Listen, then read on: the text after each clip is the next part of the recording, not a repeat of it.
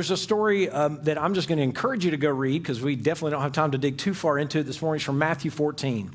And to give you Bob, just throw up verses as we go through them, buddy. But Jesus has just heard that his cousin, John the Baptist, has been beheaded. And so his cousin is beheaded. Jesus gets the news of this. And of course, as most of us would, he needs a moment. So he's trying to get away. He's trying to go and grieve. But as he tries to get away, the crowd follows him.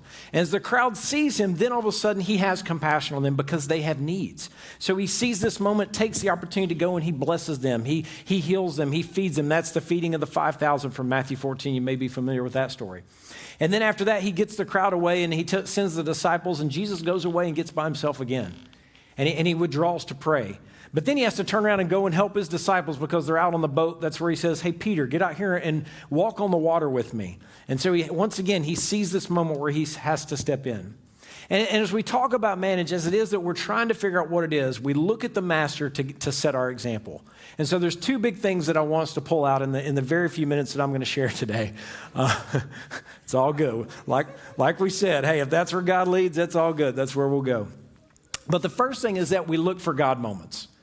We look for God moments. Jesus has got some rough stuff going on. Here it is that his cousin has just been beheaded. Here it is that he sees these people that have all these needs. The disciples are in need. He's walking on water. There are these needs that he says, hey, you know what? These are God moments. And I'm going to take my time, my energy, what I can do, and I'm going to give to those. And that's really, of all the things that we could do in our lives to follow Jesus and be more than just a believer, but mimic what it is that he's doing, those are the three things. There are three things I would suggest that we need to do.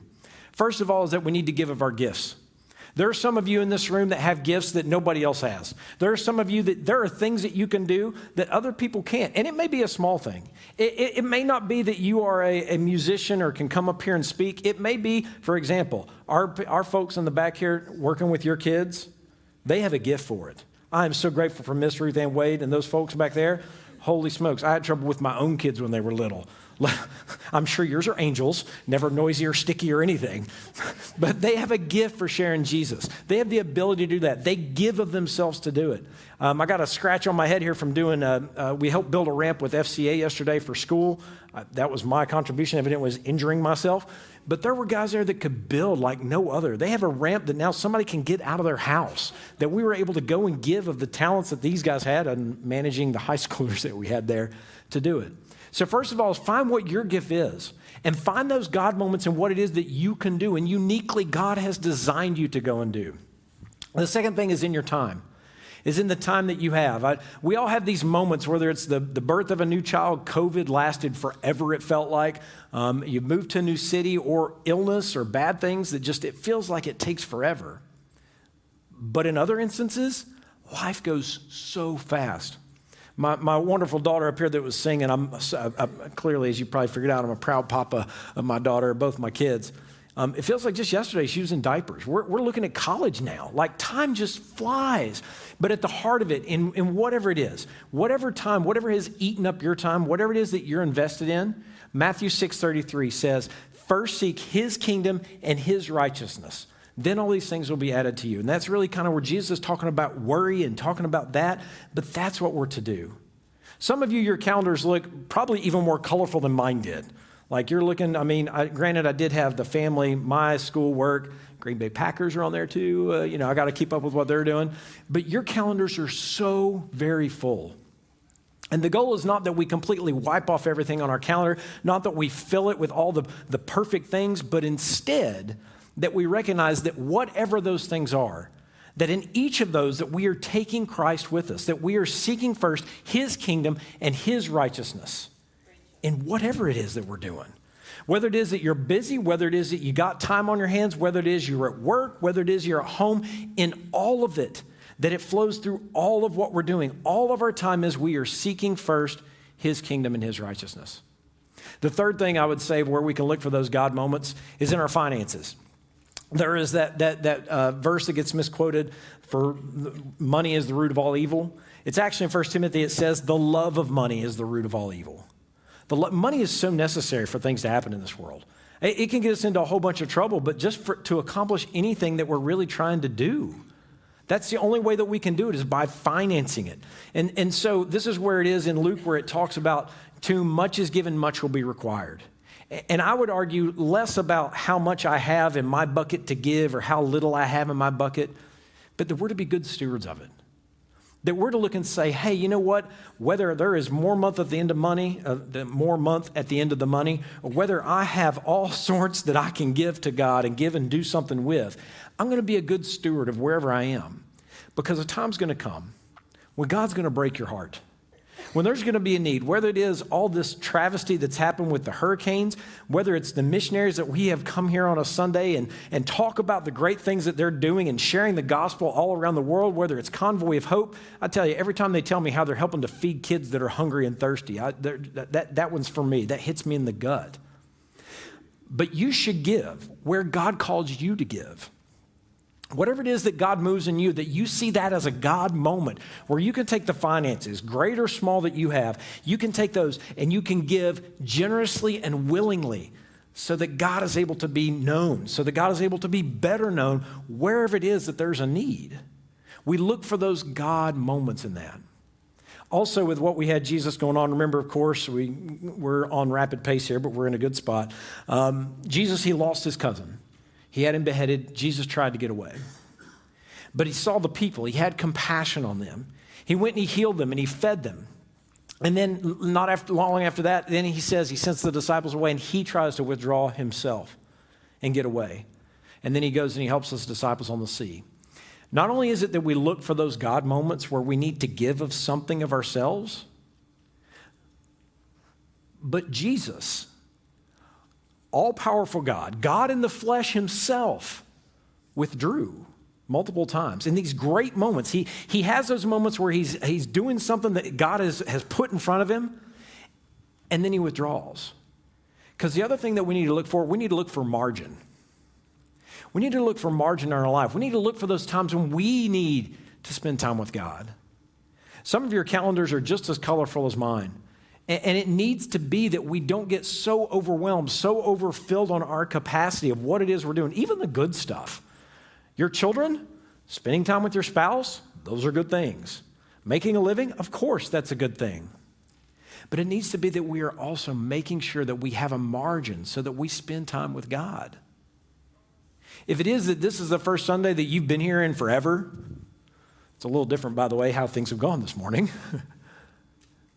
If it is that you don't have time in your personal life, in your calendar, that you are spending time with God, if it is that you and your family, you don't really have any kind of God conversations, that just never happens in your house, you're over capacity, you're doing too much. Even if those things are good things, you need to get rid of some things that are in your calendar to make a margin, to make room for God. A friend of mine, a pastor years ago, told me a story. He was in the Navy, and the concept makes sense from the movies and TV shows that in the Navy they have these different sections of the ship that they can seal off on both sides. So if something happens and it takes on water, the whole ship doesn't go down. And so the idea being, of course, that they can get the ship back to port, where they can then take care of the ship and put it back together.